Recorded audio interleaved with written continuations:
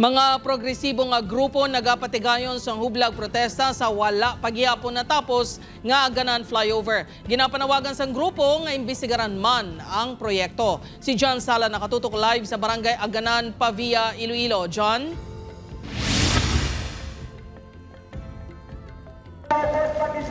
Jert, mapanabat kag mapreso ang mga may kahilabdanan sa mga maanomaliya nga proyekto sa gobyerno lakip ng Aganan flyover. Ini ang ginasinggitan sa karon sa mga nagpakigbahin din sa hublag protesta diri mismo sa palpak nga flyover project. Sa nagbisita si Presidente Ferdinand Marcos Jr. sa Iloilo City sa nagligad nga bulan, naglaom si Manong Joe Marie nga hatagan pagtamod sa presidente ang masobra 800 million pesos nga Aganan flyover project. Apang wala ini nasapakan. Brown na kanin nila din kay mga flood control kanin ginaimbestigaran ti. Siyempre ang ini Brown Manila na Panawagan sa mga Ilonggo nga kuntani pareho sa ginahatag nga atensyon sa investigasyon sa mga maanomaliya nga flood control projects, amuman ang ginahatag nga pagtamod sa gobyerno sa investigasyon sa Aganan flyover. Antes ang trilyon peso march sa Domingo, nagpatigay sa hublag protestang nagkalain-lain ng grupo sa flyover. Panawagan sa mga ini nga imbestigaran kag mapanabat ang mga may kahilabtanan sa palpak na proyekto. Ang Aganan flyover isa sa buhi nga simbolo sang malala nga korupsyon, hindi lang sa siyudad sa Iloilo kundi sa bugos nga probinsya. Antes pang hublag protesta gid pasiguro na sang Pavia MPS nga mapabilin ang katawhay. Nag-coordinate man kita sa aton nga MDRRMO ag sa aton nga traffic management.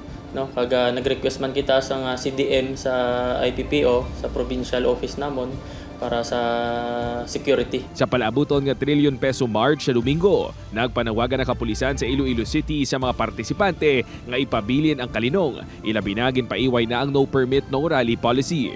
Let's make it peaceful and orderly. Ma-deployan natin sa nagkakaigo nga personnel kag para nga masiguro ang maintenance sa peace and order at the same time protection nila. Sa Bacolod City, nagpatigayon man kay inas ang agas ang hublag protest ng operators kag drivers ang pila ka mga transport group sa atubang sa public plaza. Panawagan sang grupo nga pasabto na ang mga tawo sa likod sang maanomaliya nga flood control projects. Ginatudlo man sa mga ini nga korupsyon ang isa sa mga rason sa konflikto sa PUV modernization program. Ang sa amunya nga grupo ya dapat ibalik ang 5 years nga prangkisa, stop ang korupsyon sa aton nga DOTR sa modernization program, kag dapat ibalik na ya akong ano ang nagakaigo nga para sa amon.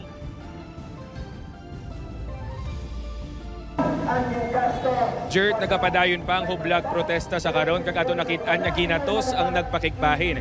Apang suno sa mga lideres sa mga grupo nga sa adlaw sang Domingo sa trilyon peso march, lauman ang linibo ka mga Ilonggo nga magasinggitan sang transparency and accountability sa mga proyekto sang gobyerno. Jert. Madamo gid nga salamat sa update kapuso John Sala.